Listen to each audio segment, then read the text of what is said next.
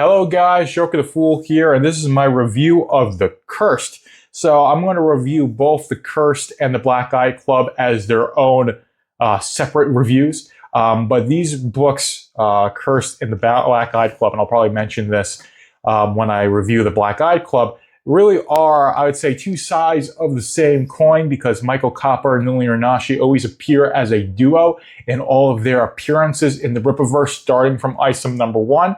And this first book, or these books, really are their first solo outings, and that's not even entirely true because this is in both The Cursed and The Black Eyed Club. You do have basically a little bit of a crossover between these two characters. It's very, very minor, basically one scene, but you can see basically Michael Copper just being privy to the news story of Lilian's husband dying, and this is basically the main impetus of this story.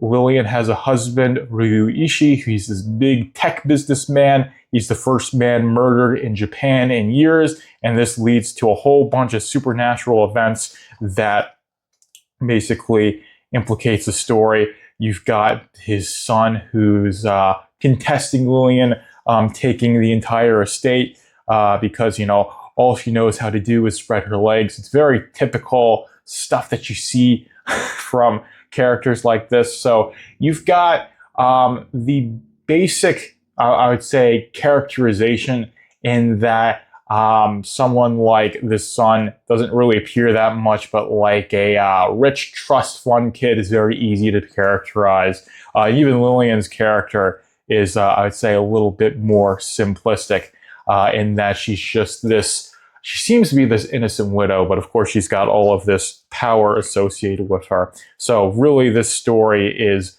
basically her having her powers introduced to her and this sort of happening. You have these like supernatural events. You've got like a spirit photographer as well. And you've got the main detective, Ren Bushida, who just after, this is all spoilers, just after getting widowed, engages in a relationship with Lilian. So I absolutely do love this story. It's got the Japanese horror with like these yokai, which are spirits. So I know a little bit about Shinto religion, but there's a lot of spirits like that just exist, and not necessarily like gods, but just like spirits of the forest, spirits of nature, and that's where a lot of the religion and spirituality comes from, rather than there being like a single deity or a pantheon of deities that exists somewhere ethereally like Mount Olympus. It's more they exist in nature and amongst mankind. If that's a decent understanding of Shinto theology, which you can say I don't necessarily have, but the whole point is that you do have a spirit photographer. She's one of the main pushes of the plot, and she has this camera that exposes all these dark spirits, and you see her taking a picture showing just how dark the main antagonist has. That's Kojima-san, because he's had all these people commissioned to be killed, and those spirits stick around with him, and she's able to expose that.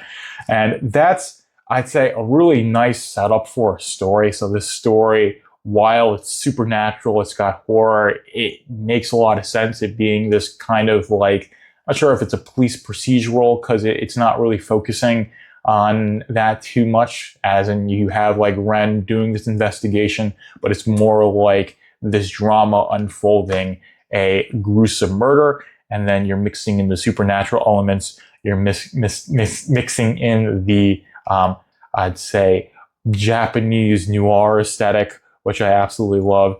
And you've got Crimson Zamora doing absolutely fantastic art. I mean, this spread right here, these backgrounds, the character designs, especially for the yokai, all look fantastic. So this is probably some of the best art in the Rippaverse. And this is probably, I would say, some of the best, like in terms of just the style. I absolutely love it. And it really stands out as some of like the most unique art I've seen in the Rippaverse. So that is really the high and low of it, is that Crimson Samora did a fantastic job. You've got Marco Lescos doing the color work for this. Absolutely love it. And of course, Invisible Art Studios is the letterer, and he does, or not he does, they do great work on basically all the Rippaverse books, and they absolutely do a fantastic job. That's really the high and low of it. And I just love these character designs, especially you see this yokai. It just really adds to the horror. It adds to this like far Eastern aesthetic mixed with that, like I said, noir feeling. So it just gives this a really unique style. And the plot, like I said, it's pretty easy to wrap your head around. And a lot of the characterization comes from the fact that these characters are tropes, I would say. You know, like Ren being like a grizzled detective. You've got the, spirit photographer who's been like a mystic. You've got, like I said, the evil CEO, Kojima-san. And then, of course, you've got the son who is dies pretty early on in the story. But he's the typical trust fund kid. And though it works for establishing these easy characters, of course, Lilian definitely has a lot more going on than just being a widow. She's, of course, introduced as that, but her character definitely seems to be much more than that with these powers that surround her with the curse, which is why the book is called The Cursed. And this is definitely why I think The Cursed is the stronger of the two in the Black Eyed Club versus The Curse. So if you watched my Cursed review, which I haven't filmed yet, but my thing is that The Cursed story is stronger, more coherent than Black Eyed Club. I also like the art better. And of course, when you compare these two covers, I prefer this one for two obvious reasons. But that might be a bit shameful for me to say. But anyways, all in all, I just have to say the Black Eye Club is a bad book. I do certainly like it, but The Cursed is fantastic. I'm really excited for part 2. I really want to find out more about Lilian. It does really earn its cliffhanger. This is a fantastic story. Absolutely loved every page of it. So hats off to Jen. She definitely won in the battle of the Sasukas against her sister Sylvia, but I think Black Eye Club is still a good book, and I definitely love both of these stories, and I really want to see The Curse brought to its conclusion along with the Black Eye Club. But I'm going to leave it there. Hopefully you guys enjoyed this one. Joker is out. Thank you for stopping by the Velvet Room. Be sure to like, comment, and subscribe so you can keep up with Velvet Room Publishing, and go to velvetroompublishing.com if you want to go even deeper into the Velvet Room.